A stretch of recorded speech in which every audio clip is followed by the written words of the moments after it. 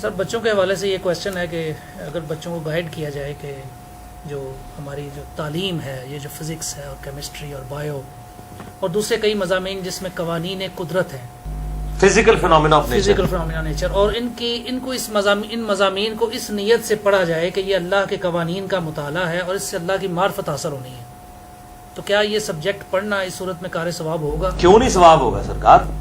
قرآن کی 1000 سے آیات جو ہیں وہ فزیکل فینومینا آف نیچر پہ ہیں یقیناً. یعنی افلا ينظرون الى الابل كيف خلقت، کیا تم نے نہیں دیکھا کہ ہم نے یہ اونٹ کو کیسا بنایا؟ اب میرا بیٹا ماشاءاللہ 7-8 سال کا ہوگا، جو بڑے والا ہے احمد ہے، تو مجھے کہتا ہے بابا آپ کو پتا ہے اونٹ کس طرح کا جانور ہے؟ اونٹ جیسا کوئی جانور نہیں ہے. میں نے کہا اچھا. اس کے دیکھیں پاؤں ایسے اللہ نے بنائے ہیں کہ یہ ریگستان پہ چلتا ہے اور پانی بھی سٹور کر لیتا ہے، یہ 1 مہینے تک بغیر پانی پیے بھی زندہ رہتا ہے.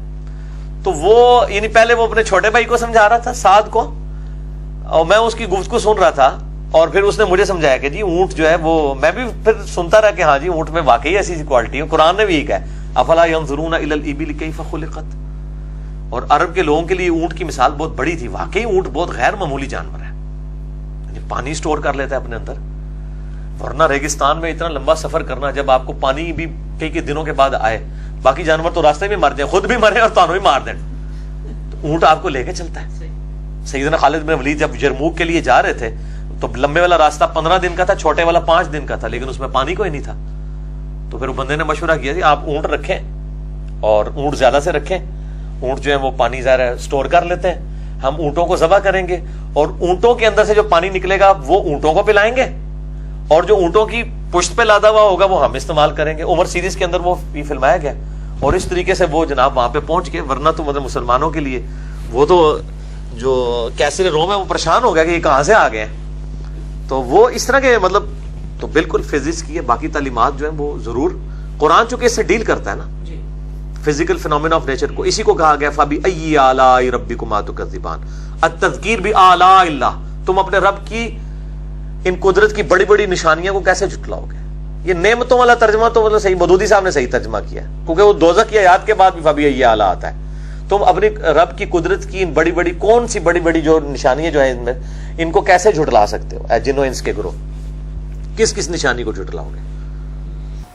سر اسی طرح کچھ باتیں ہمارے جسم سے متعلقہ ہیں جو کہ اندر کا تو اندر تو ظاہر ہمیں نظر نہیں آ رہا، لیکن کچھ چیزیں جو بہت کامن ہیں ان کے حوالے سے بھی بچوں کو اگر اس گائیڈ کیا جائے کہ یہ چیزیں اگر ہمارے اتنی معمولی چیزیں اگر اللہ تعالیٰ گائیڈ کرنا چاہیے، لیکن اس میں یہ دیکھیں کہ جو ایز فار ایز یعنی جو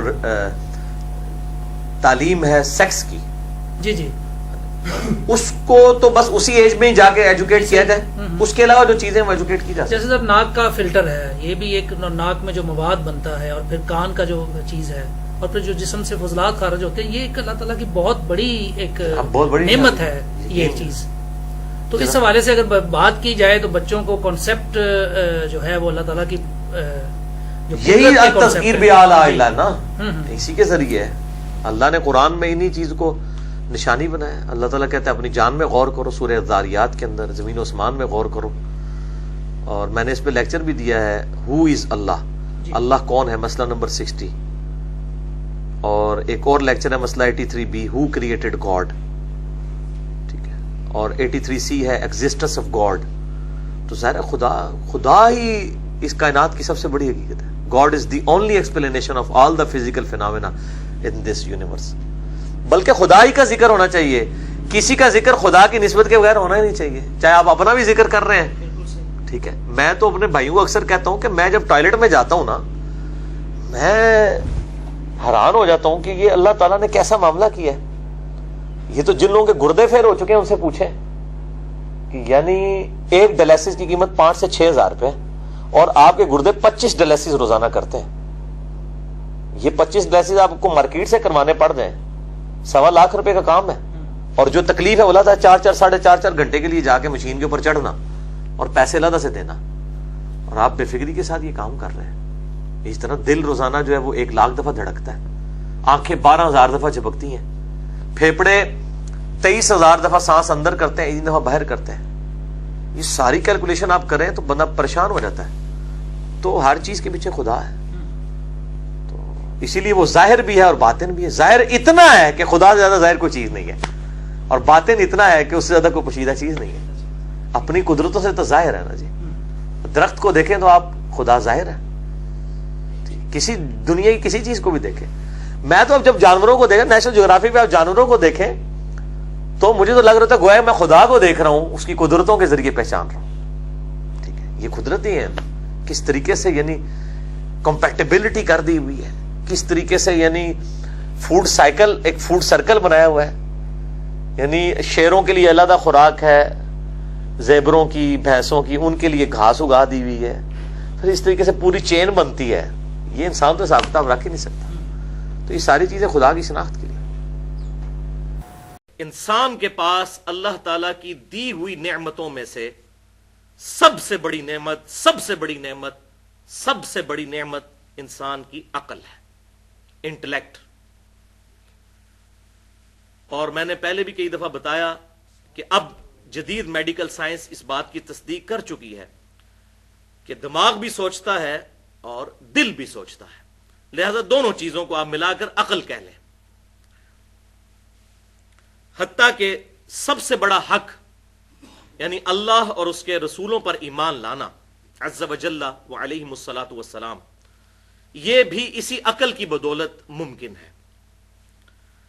اس لیے اللہ تعالیٰ نے تورات اور انجیل کے اندر یعنی اولڈ ٹیسٹیمنٹ اور نیو ٹیسٹیمنٹ میں بھی, اور اس فائنل ٹیسٹیمنٹ یعنی قرآن حکیم کے اندر بھی وہی 10 کمانڈمنٹس ارشاد فرمائی ہیں جو تورات اور انجیل کے اندر موجود تھیں. اور قرآنک ورژن ان کا سورہ بنی اسرائیل کی آیت نمبر 22 سے لے کر 39 تک ہے, 17 آیات میں. اور اس میں جو 9th کمانڈ آئی ہے سورہ بنی اسرائیل آیت نمبر 36, بسم اللہ الرحمن الرحیم, وَلَا تَقْفُ مَا لَيْسَ لَكَ بِهِ عِلْمٌ إِنَّ السَّمْعَ وَالْبَصَرَ وَالْفُؤَادَ كُلُّ أُولَٰئِكَ كَانَ عَنْهُ مسئولا. اے انسان, کسی چیز کی پیروی اس وقت تک مت کر جب تک کہ تجھے اس چیز کے بارے میں ڈیفینیٹ علم حاصل نہ ہو جائے. بے شک کان, آنکھیں اور عقل, اپروپریٹ ٹرانسلیشن فواد کی ہے عقل. فعید کہتے ہیں عربی میں بھجیا کو, فائدے والی چیز کو, ایکسٹریکٹ کی گئی چیز. ان 3 اعضاء کے بارے میں تجھ سے پوچھا جائے گا کہ تو نے ان 3 اعضاء کو استعمال کر کے حق بات حاصل کرنے کی کوشش کیوں نہیں کی. اسی طریقے سے سورہ الزمر کی آیت نمبر 9 کے اندر اللہ تعالیٰ نے ارشاد فرمایا, بسم اللہ الرحمن الرحیم, قل هل يستوي الذين يعلمون والذين لا يعلمون انما يتذكر اولو الالباب. اے محبوب صلی اللہ علیہ وسلم فرما دیجئے کہ علم والے اور بغیر علم والے برابر نہیں ہو سکتے, اور نصیحت تو قبول نہیں کرتے مگر عقل والے, اولو الالباب. اور اس کے برعکس جو لوگ اپنی عقل کو استعمال نہیں کرتے, اپنے کانوں کو استعمال نہیں کرتے, اپنی آنکھوں کو استعمال نہیں کرتے, اللہ تعالیٰ نے ان کے ایک ایک عضو کا ذکر کر کے آخر میں گاڑا فتویٰ لگایا ہے. جو لوگ کان استعمال نہیں کرتے, آنکھیں استعمال نہیں کرتے, عقل استعمال نہیں کرتے, سورۃ الاعراف کی آیت نمبر 179 میں اللہ تعالیٰ نے ان پر گاڑا فتویٰ لگایا, اولئک کالانعام بل ہم اضل. یہ لوگ تو جانوروں کی مانند ہیں مگر بلکہ اس سے بھی بڑھ کر, اولئک کالانعام بل ہم اضل, یہ لوگ جانوروں کی مانند ہیں بلکہ اس سے بھی بڑھ کر. والعیاذ باللہ. تو بھائیو, قرآن حکیم نے توہمات کو ریجیکٹ کر کے ڈیفینیٹ علم کے اوپر عقائد اور نظریات رکھنے کی ترغیب دلائی. حتیٰ کہ اس کا کلائمیکس ہے سورۃ الملک کی آیت نمبر 10, وَقَالُوا لَوْ كُنَّا نَسْمَعُ وَنَعْقِلُ مَا كُنَّا فِي أَصْحَابِ السَّعِيرِ. دوزخی جب دوزخ میں پہنچیں گے تو کہیں گے کاش ہم نے دنیا میں عقل استعمال کی ہوتی اور کانوں سے بات غور سے سن لی ہوتی تو آج ہم دوزخ میں نہ ہوتے. اور اس پر اللہ تعالیٰ کا ڈیوائن اوپینین آئے گا, فَاعْتَرَفُوا بِذَنبِهِمْ فَسُحْقًا لِأَصْحَابِ السَّعِيرِ. انہوں نے اپنے اصلی جرم کا اعتراف کر لیا, پس پھٹکار ہو ان اصحاب السعیر کے اوپر, دوزخ والوں کے اوپر. اب جرم ماننے کا فائدہ کوئی نہیں. اور بھائیوں، رسولوں کا مقدمہ ہی اسی بات پر قائم ہے کہ انسان نے اپنی عقل کو، اپنے کانوں کو، اپنی آنکھوں کو استعمال کر کے خود گمراہی سے بچ کر حق کا راستہ اختیار کرنا ہے. سورہ الدہر میں اللہ تعالیٰ نے ارشاد فرمایا انا ہدیناہ السبیل اما شاکرا و اما کفورا. ہم نے تو ہدایت کا راستہ واضح کر دیا ہے، چاہو تو اسے اختیار کر لو، چاہو تو انکار کر دو. یہ من چلے کا سودا ہے، لیکن انجام پھر مختلف ہوگا. انکار کرنے والوں کا انجام پھر اللہ کا غضب، اور ماننے والوں کا انجام جو ہے وہ اللہ تعالیٰ کی رحمت کا مقام جنت. تو اللہ تعالیٰ نے انسان کو یہ جو آزاد دیے، ان کی وجہ سے اکاؤنٹیبل ٹھہرا لیا ہے کہ انسان نے خود ہدایت کا راستہ اختیار کرنا ہے، نہ کہ ڈیسٹنی کا بہانہ بنانا ہے کہ میری تقدیر میں یہ لکھا تھا، میری قسمت میں یہ لکھا تھا. اگر اس طرح کی یہ تمام معاملات جو اللہ تعالیٰ نے حکمیہ ہمیں ارشاد فرمائے ہیں انہیں تقدیر پر چھوڑ دیا جائے، پھر تو رسولوں کا مقدمہ ہی ختم ہو جائے گا. رسولوں کا دنیا میں آنے کا مقصد ہی یہی ہے کہ ہمیں اس بات پہ جھنجھوڑیں کہ ہم اپنی عقل کو، اپنی آنکھوں کو، کانوں کو استعمال کریں. ادروائز اگر اللہ تعالیٰ نے زبردستی کسی کی ڈیسٹنی میں دوزخ یا جنت لکھی ہوئی ہے، پھر تو رسولوں کی ضرورت ہی کوئی نہیں، کتابوں کی بھی ضرورت کوئی نہیں ہے. تو ان کتابوں کا مقدمہ اور رسولوں کا مقدمہ اسی بات پر قائم ہے کہ ہم نے اپنا انٹلیکٹ استعمال کرنا ہے. علمی پوائنٹ نمبر 2، بھائیو، قرآن حکیم صرف 2 علوم کو مانتا ہے. ایک ریویلڈ نالج جو وحی کا علم ہے، اور دوسرا ایکوائرڈ نالج، سائنس کا علم، ڈیفینٹ سائنس کا علم جو مشاہدات اور تجربات کے بعد اسٹیبلش ہو جائے. ہائپوتھیسز یا تھیوریز کی بات نہیں. اور سائنس کی ہم ڈیفینیشن کیا کرتے ہیں؟ The knowledge obtained through observations and experiments is known as science. مشاہدات اور تجربات کے ذریعے حاصل کیا گیا علم سائنس کہلاتا ہے. تو قرآن صرف 2 علوم کو مانتا ہے، ریویلڈ نالج وحی کا علم یا ایکوائرڈ نالج سائنس کا علم. تیسرے کسی علم کو قرآن نہیں مانتا. اس میں میں نے تقریباً 35 منٹ کی گفتگو کی ہے، مسئلہ نمبر 39 کے نام سے اہل سنت پاک.com پر، علم وحی اور علم سائنس کی اہمیت اور ان کا دائرہ کار. آج محل نہیں کہ میں اس کی ڈیٹیل میں جاؤں، بس مختصراً یہ بات عرض کر دوں کہ بھائیو، ہم نے مشاہدات اور تجربات کے ذریعے یہ بات ڈیفینیٹلی علم کے ساتھ حاصل کی ہے کہ پیٹرول جو ہے یہ آگ کو بھڑکا دیتا ہے. اب یہ پیٹرول کی جو کوالٹی ہے یہ بالکل اسی طریقے سے ڈیفینیٹ ہے جس طرح کے کتاب و سنت کا علم ڈیفینیٹ ہے، کیونکہ یہ اللہ تبارک و تعالیٰ کا فزیکل فینومینا آف نیچر ہے. اللہ تعالیٰ اس کا پابند نہیں ہے، لیکن جو اللہ نے قوانین بنائے وہ تو بڑے محکم ہے. پوری سائنس کی بنیاد ہی ان محکم قوانین کے اوپر ہے. اگر یہ قوانین روزانہ ٹوٹنے شروع ہو جائیں تو کوئی بھی سائنٹیفک ڈسکوریز کی بنیاد کے اوپر ہم کوئی بھی چیز، کوئی مشین نہیں بنا سکتے. اگر فرکشن ختم ہو جائے تو ہماری گاڑیاں جو ہے روڈ پہ نہیں چل سکتی. تو یہ ڈیفینیٹ محکم لا ہے. آگ ایک ہی دفعہ ٹھنڈی ہوئی ہے ابراہیم علیہ السلام کے لیے، روزانہ تو نہیں ٹھنڈی ہوتی. اور سمندر بھی ایک دفعہ ہی پھٹا ہے موسیٰ علیہ السلام کے لیے، روزانہ تو پھٹتا ہی نہیں ہے، ورنہ تو یہ سارے کے سارے معاملات چل نہیں سکتے. تو یہ اللہ تعالیٰ کے بڑے مضبوط اور محکم قوانین ہیں، اور اتنے محکم قوانین ہیں کہ اللہ تبارک و تعالیٰ کے پیغمبر سیدنا ابراہیم علیہ السلام نے اس کافر بادشاہ کے دربار میں اللہ تعالیٰ کی وحدانیت کی جو دلیل پیش کی تھی سورۃ البقرہ کی آیت نمبر 258 میں، وہ ایک فزیکل فینومینا آف نیچر تھا کہ میرا رب وہ ہے جو مشرق سے سورج کو نکالتا ہے. اگر تو رب ہونے کا دعویٰ کرتا ہے تو مغرب سے نکال کے بتا. یہ ڈیفینیٹ لا ہے، فزیکل فینومینا آف نیچر. اللہ تعالیٰ اس کا پابند نہیں، لیکن اس نے قانون تو بنایا. تو اس پر وہ کافر خاموش ہو گیا. میرا رب وہ ہے جو مشرق سے سورج نکالتا ہے. یہ ود رسپیکٹ ٹو زمین ہے. بعض کفار اس کے اوپر بھی اعتراض کرتے ہیں جی سورج تو نکلتا ہی کوئی نہیں ہے. تو ود رسپیکٹ ٹو زمین، تو بھائیوں یہی کفار جب اپنی اخبار کے اوپر روزانہ ٹائمنگ دیتے ہیں تو کیا دیتے ہیں؟ سن رائز اور سن سیٹ. تو اس وقت اگر ہم ان کا مذاق اڑانا شروع کر دیں کہ بھائی سن تو رائز کرتا ہی نہیں، نہ سیٹ ہوتا ہے، تو کہیں گے نہیں نہیں یہ تو زمین کے ریفرنس ہے. تو بھائی یہ بھی زمین کے ریفرنس سے بات ہو رہی ہے، ریلیٹو ٹو زمین، ورنہ سورج تو غروب ہوتا ہی نہیں ہے. وہ تو زمین کی جو گردش ہے اس کی وجہ سے سارے معاملات چلتے ہیں. وہ مسئلہ نمبر 60 جو ہے ہو از اللہ، ان میں نے ڈیٹیل سے بتایا اس لیکچر کے اندر. بہرحال جو ایسی بات ہو جس پہ دونوں علوم متفق ہو جائیں، ریویلڈ نالج بھی اور ایکوائرڈ نالج بھی، تو وہ نور علی نور ہے.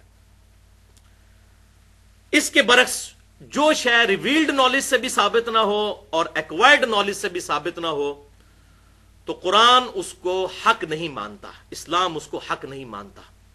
مثال کے طور پر ہمارے پڑوسی ملک کے اندر تقریباً 90 کروڑ ہندوؤں کا یہ عقیدہ ہے